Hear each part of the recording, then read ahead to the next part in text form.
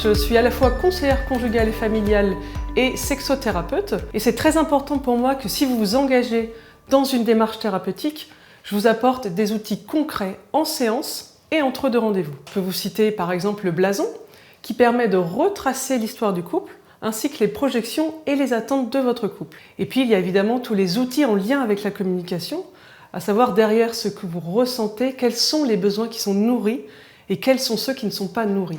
Quoi qu'il en soit, si vous démarrez ce travail thérapeutique, votre couple va se modifier. Ça va créer du mouvement, de la créativité. Souvent, les personnes que j'ai au téléphone me disent « mais mon compagnon ou ma compagne ne voudra jamais venir ».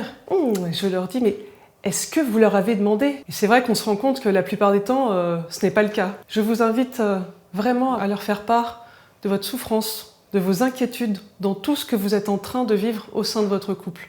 Et c'est vrai que parfois on peut être surpris de la réponse. Quoi qu'il en soit, si votre compagne ou votre compagnon ne souhaite pas venir, évidemment je vous reçois seul et nous travaillerons ensemble sur les problématiques affectives, relationnelles et sexuelles au sein de votre couple.